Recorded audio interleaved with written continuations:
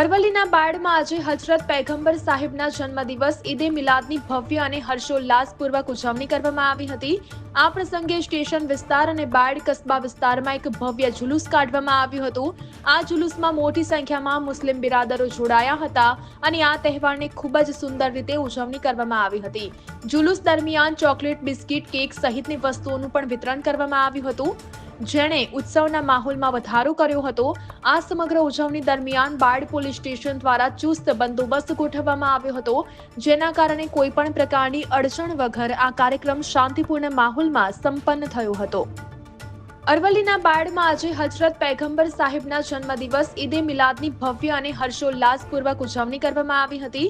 આ પ્રસંગે સ્ટેશન વિસ્તાર અને બાળ કસ્બા વિસ્તારમાં એક ભવ્ય જુલુસ કાઢવામાં આવ્યું હતું। આ જુલુસમાં મોટી સંખ્યામાં મુસ્લિમ બિરાદરો જોડાયા હતા અને આ તહેવારને ખૂબ જ સુંદર રીતે ઉજવણી કરવામાં આવી હતી।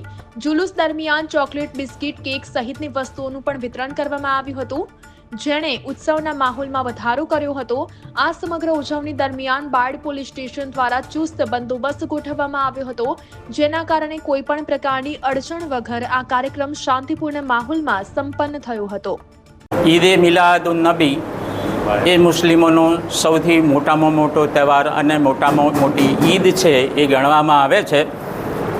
આ હજરત મોહમ્મદ પૈગંબરના જન્મદિવસની યાદમાં એમણે આપેલા જે શાંતિના સંદેશ છે એ સંદેશને અનુસરી અને એમનો આ જન્મદિવસ છે એ મનાવવામાં આવે છે। તો આ ઈદે મિલાદના દિવસે બધાએ બાયડ કસ્બાના મુસ્લિમોએ શાંતિપૂર્વક જુલુસ છે એ જુલુસ નીકાળી ફરી અને એ છે હજરત મોહમ્મદ પૈગંબરના બાલ મુબારકના દીદાર છે એ કરવા માટે અહીંયા બધા એકત્રિત થયેલા છે। આ વ્યવસ્થાની અંદર પોલીસ પ્રશાસનની પણ ખૂબ પ્રશંસનીય કામગીરી એમણે બજાવી છે। ઊભા પગે હાજર રહી અને શાંતિપૂર્વક આ તહેવાર ઉજવાય એ રીતેની કામગીરી એમની છે। આજરોજ હજરત મોહમ્મદ પૈગંબર સાહેબના જન્મદિન નિમિત્તે બાયડ સુન્ની મુસ્લિમ ગોશિયા જમાત તરફથી બાયડ મસ્જિદ ચોકથી જુલુસ કાઢવામાં આવ્યો હતો।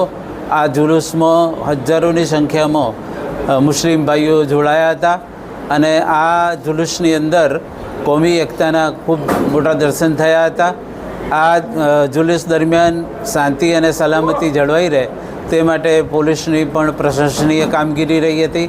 પત્રકાર મિત્રોએ પણ ખૂબ સાથ અને સહકાર આપ્યો હતો અને આ જુલુસ નિર્વિઘ્ને પૂર્ણ થયેલ હતું।